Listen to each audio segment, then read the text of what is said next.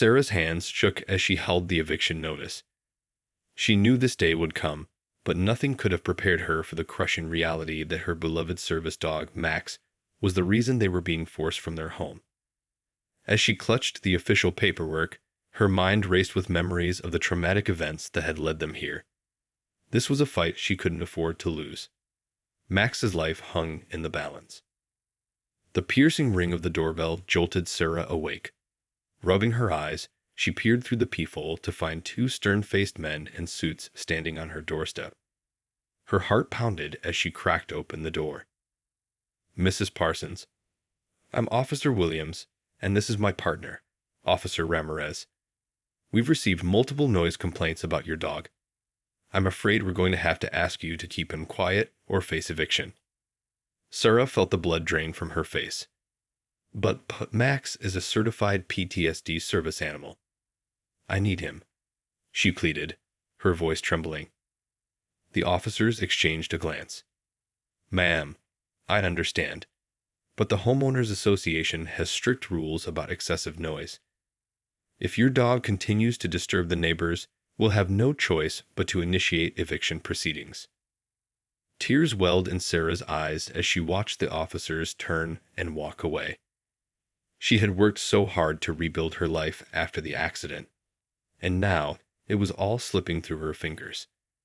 Closing the door, she sank to the floor, Max whimpering at her side. "What are we going to do, boy?" she whispered, burying her face in his soft fur. Just yesterday, she had been so proud to introduce Max to her neighbors, believing he would be a welcome addition to the community.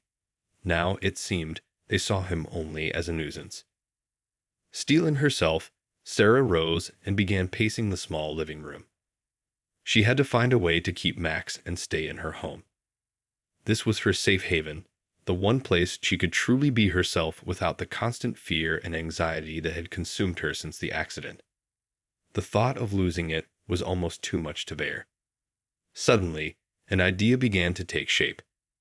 Rushing to her computer, Sarah frantically typed out an email to the HOA president, outlining Max's critical role in her recovery and pleading for an exception to the noise policy. Hitting send, she prayed it would be enough to sway the HOA board. As the days ticked by with no response, Sarah's anxiety spiraled. She barely slept, jumping at every creak and footstep, terrified that the officers would return to deliver the final eviction notice. Max, sensing her distress, remained glued to her side, offering his steadfast companionship.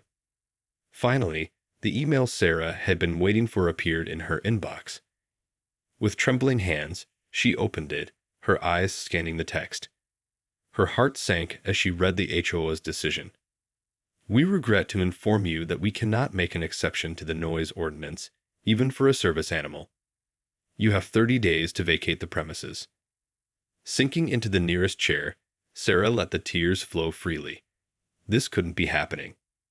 How could they do this to her, to Max? He was the only thing keeping her tethered to reality, the one constant in a world that had become so unpredictable and cruel. Sarah's fingers trembled as she scrolled through the HOA's email one more time, desperately searching for a loophole, a glimmer of hope. But the words remained etched in her mind, cold and unforgiving. "We cannot make an exception to the noise ordinance, even for a service animal. You have 30 days to vacate the premises." 30 days. How could she possibly find a new place to live, pack up her entire life, and relocate in such a short time? And what would become of Max? The very thought of losing him sent a shiver down her spine. Steeling her resolve, Sarah reached for her phone and began dialing. She had to at least try to reason with the HOA board, to make them understand how vital Max was to her well-being. As the call connected, her heart raced. "Hello, this is Sarah Parsons. I'm calling about the decision regarding my service dog, Max. I was hoping we could discuss this further." The conversation that followed was a frustrating dance of polite refusals and unyielding policies. The HOA president, Mrs. Grayson, listened to Sarah's pleas with an air of detachment, her tone unwavering. "I'm sorry, Mrs. Parsons, but the decision is final. We can't make exceptions, not even for a service animal. The noise complaints from your neighbors have been piling up, and we have to maintain order in the community. Sarah felt the familiar grip of panic tightening around her chest. But Mrs. Grayson, you don't understand. Max is the only thing that's helped me cope since the accident. He's my lifeline, she insisted, her voice cracking with emotion. There was a brief pause on the other end of the line. I understand this is difficult for you, dear, but the HOA has rules in place for a reason. I'm afraid we can't make any exceptions. Your 30-day notice stands. As the call ended, Sarah sank back into her chair, the weight of defeat crushing her. Burying her face in her hands, she let the tears flow freely. Max nuzzled her leg, sensing her distress, but she could find no comfort in his presence. This was a battle she was losing, and the stakes couldn't be higher. Determined not to give up without a fight, Sarah began scouring the internet for resources, her fingers typing furiously. There had to be a way to appeal the HOA's decision, some legal recourse she could pursue. She wouldn't let them take Max away from her, not without a hell of a struggle. As the sun began to set, casting long shadows across the small apartment, Sarah straightened her shoulders and reached for her phone once more.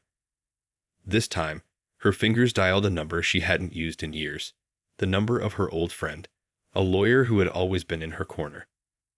Hello, Meredith. It's Sarah. I need your help. The sharp ring of the doorbell jolted Sarah from her restless sleep. Rubbing her eyes, she glanced at the clock.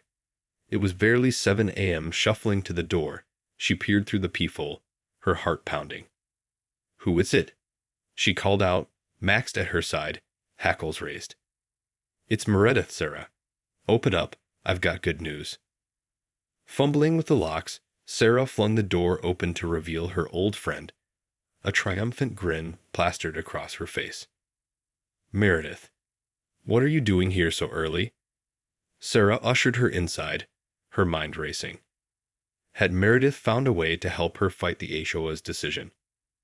I'd wanted to come by as soon as possible, Meredith explained, her voice brimming with enthusiasm. I've been up all night researching your case, and I think I've found a way to get the HOA to back down. Sarah felt a glimmer of hope flutter in her chest. Really? What is it? Meredith settled onto the couch, gesturing for Sarah to join her. Okay, so I dug into the Fair Housing Act and the Americans with Disabilities Act. Turns out, the HOA is on shaky legal ground here. She paused, gauging Sarah's reaction. They're required by federal law to make reasonable accommodations for people with disabilities, including allowing service animals regardless of any noise policies. Sarah's eyes widened. You mean, they can't evict me because of Max? Meredith nodded emphatically. Exactly. As long as Max is a certified service animal and integral to your treatment, the HOA has no legal right to force you out. They'll have to make an exception. Sarah felt a wave of relief wash over her, the tension in her shoulders melting away. Oh, Meredith, thank you. I was so worried. I didn't know what I was going to do. Meredith reached out and squeezed her hand. I know, honey, but we're not going to let them bully you. I've already drafted a letter to the HOA outlining your rights and demanding they rescind the eviction notice.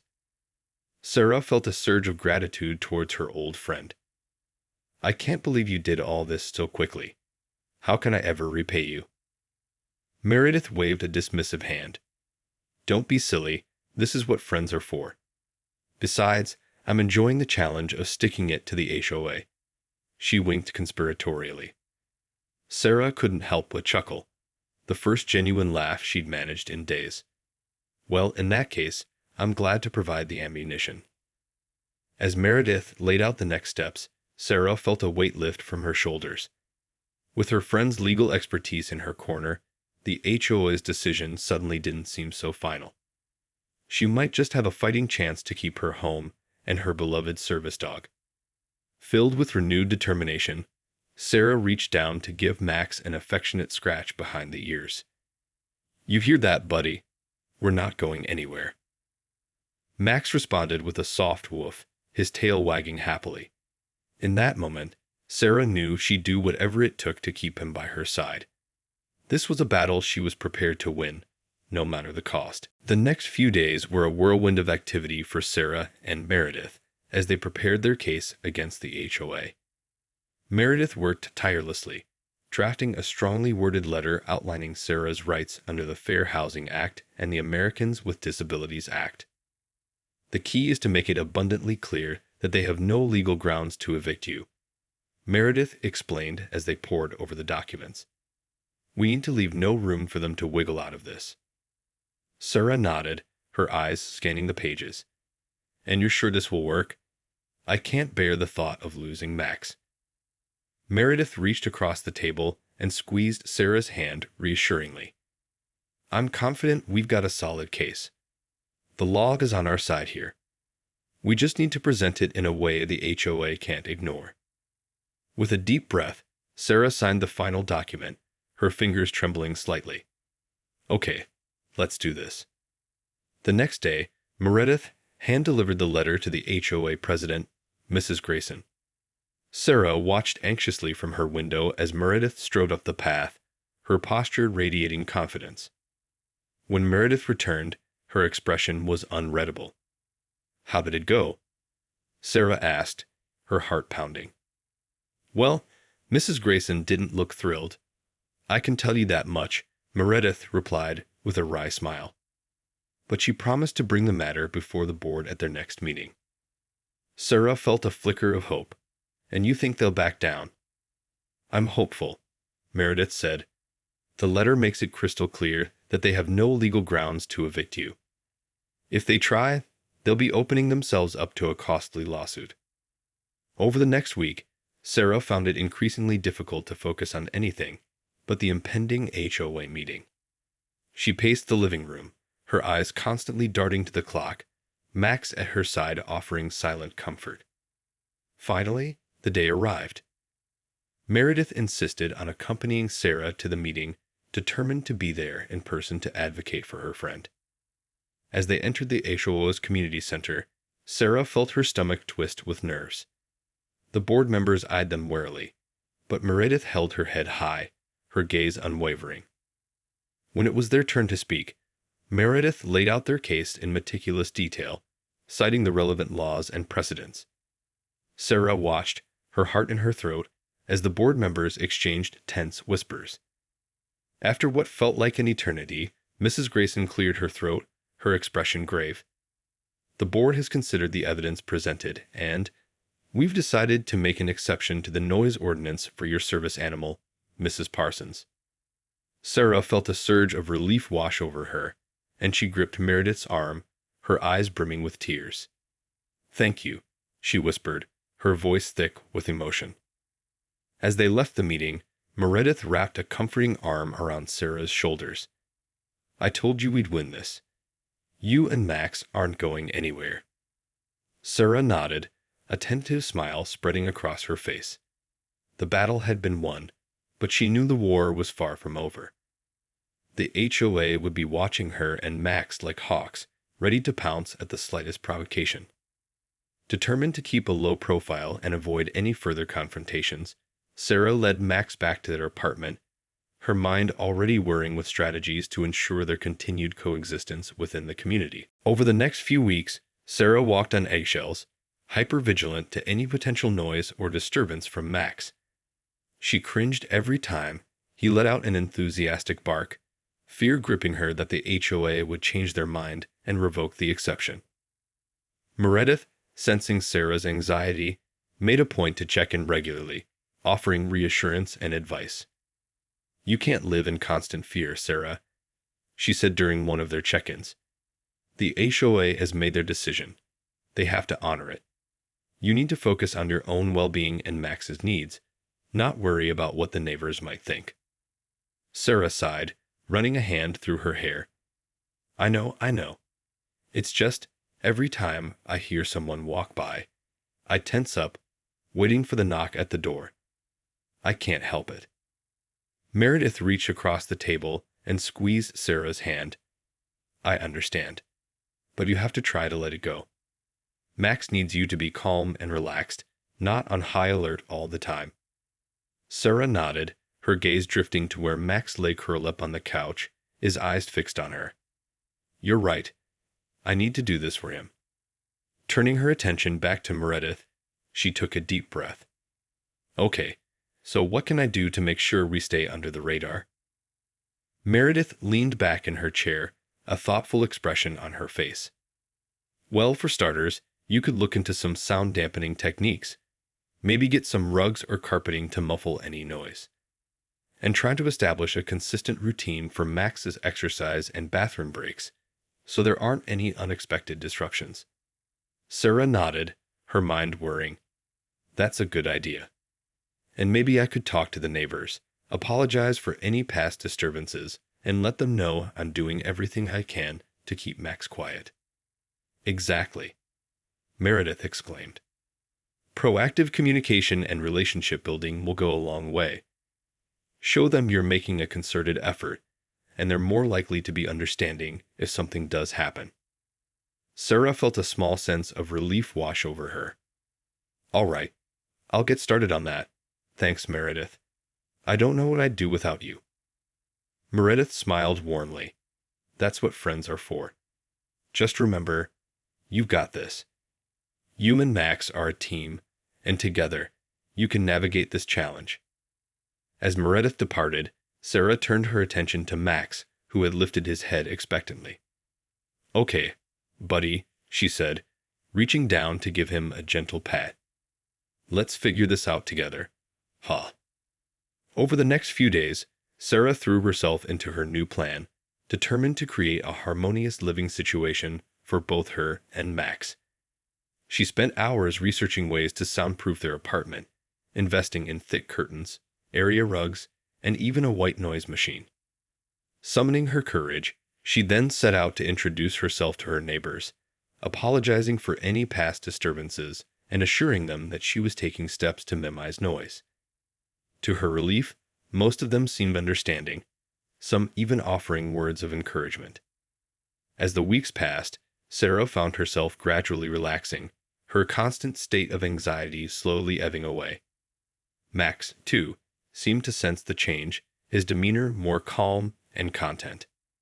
Still, Sarah couldn't shake the nagging feeling that the HOA was waiting, biding their time until they could find an excuse to renege on their decision.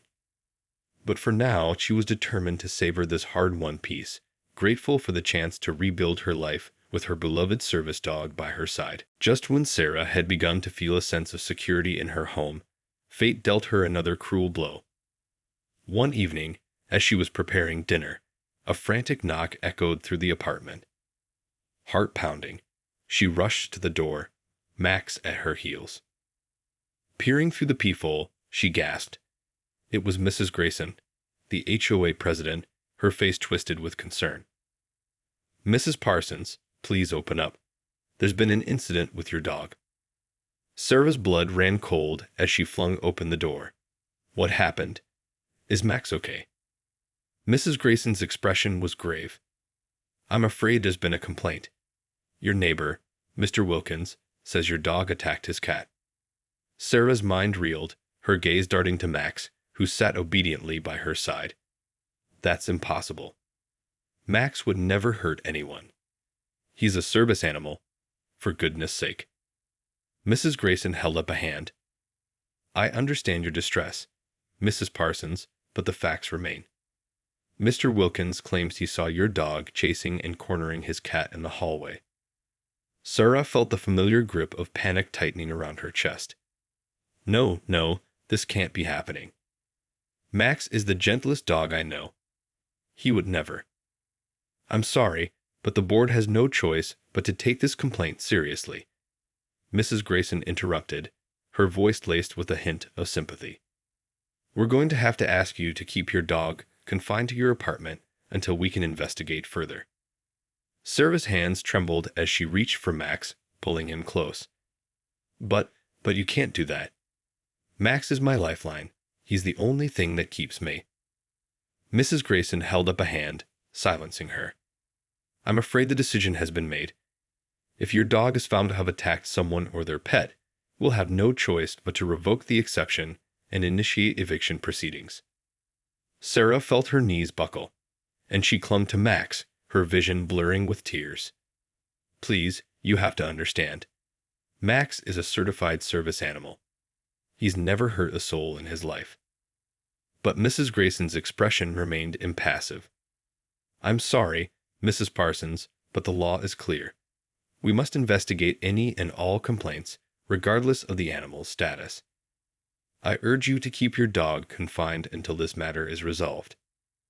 With that, she turned and hurried back down the hallway, leaving Sarah alone with her devastated thoughts. Sinking to the floor, she buried her face in Max's soft fur, her body racked with sobs. Not again, she whispered, the weight of her past trauma threatening to crush her. I can't lose you too, Max. I just can't. The next few days were a living hell for Sarah as she waited anxiously for the HOA's decision. She barely slept, jumping at every sound, terrified that the knock on the door would signal the end of her life with Max.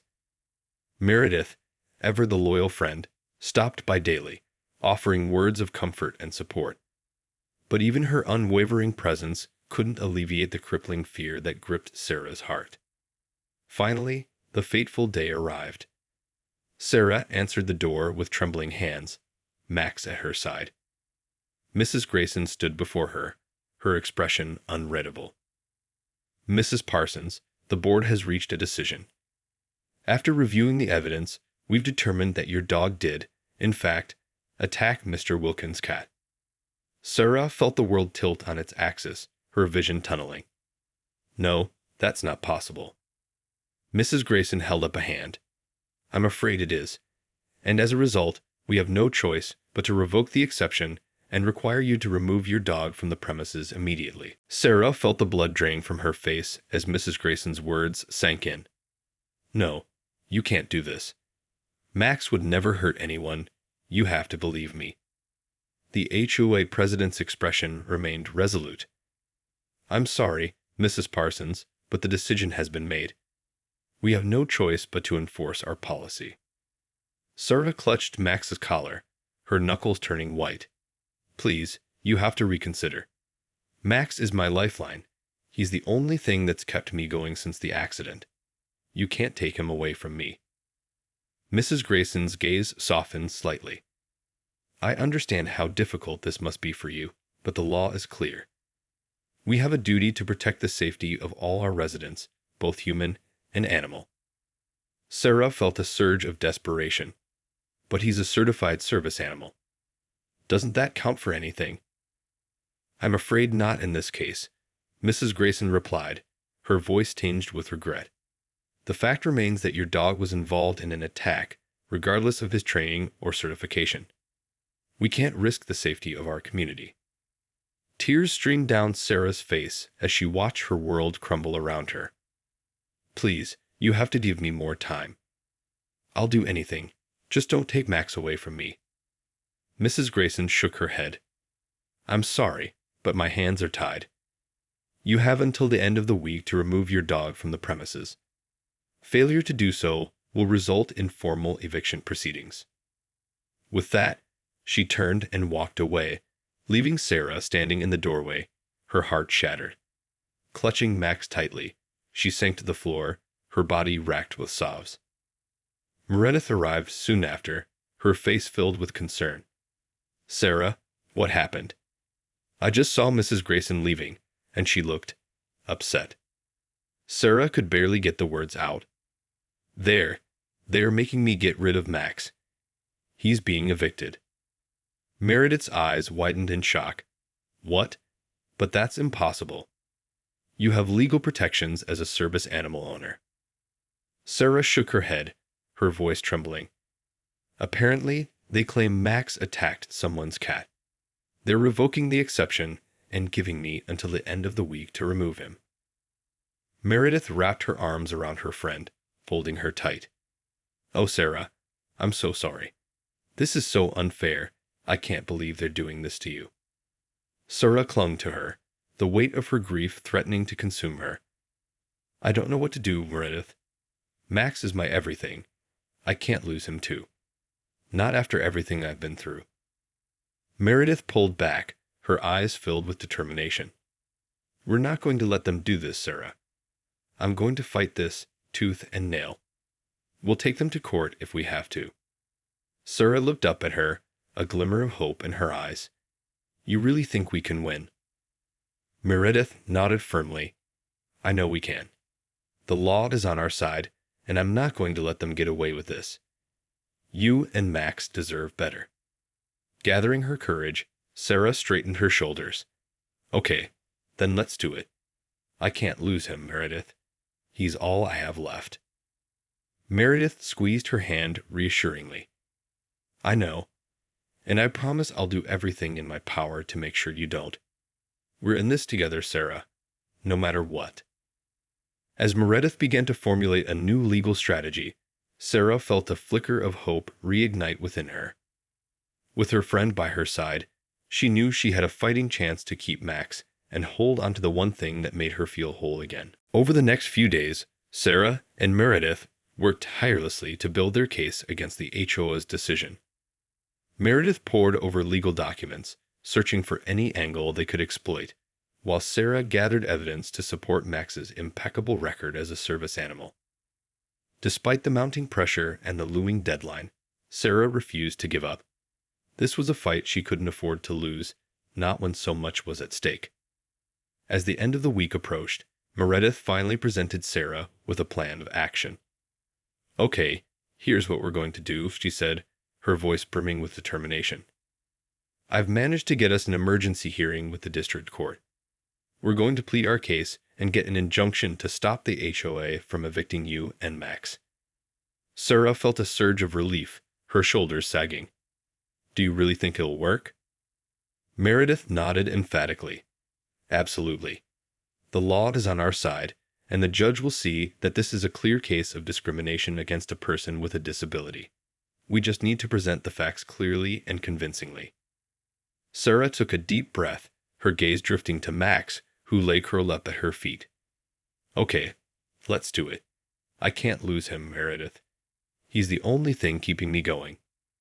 The day of the hearing arrived, and Sarah felt a knot of anxiety in her stomach as she and Meredith entered the courtroom. The HOA president, Mrs. Grayson, sat across from them, her expression unreadable. As the judge listened intently to Meredith's arguments, Sarah could barely contain her emotions. She watched with bated breath as the proceedings unfolded, her heart pounding in her chest. Finally, the judge raised a hand, silencing the room. Having reviewed the evidence presented, I find that the HOA's decision to revoke the reasonable accommodation for this service animal is a clear violation of the Fair Housing Act and the Americans with Disabilities Act. Sarah felt a surge of relief wash over her, and she squeezed Meredith's hand, tears of joy brimming in her eyes. The judge continued, his voice firm. The HOA is hereby ordered to reinstate the exception for the service animal and cease any further eviction proceedings against the resident. Failure to comply will result in severe penalties. As Mrs. Grayson and the HOA representatives shuffled out of the courtroom, looking thoroughly chastised, Meredith pulled Sarah into a warm embrace. I told you we'd win this, Sarah. You and Max aren't going anywhere. Sarah clung to her friend, a grateful smile spreading across her face. Thank you, Meredith. I don't know what I'd do without you. As they exited the courthouse, Sarah felt a weight lift from her shoulders. The battle had been won, and she knew that the bond between her and Max was stronger than ever. They had faced adversity head-on and emerged victorious, a testament to the power of resilience and the steadfast support of a true friend. With a renewed sense of purpose, Sarah led Max back to their apartment, her heart filled with gratitude and a newfound determination to continue rebuilding her life, one step at a time.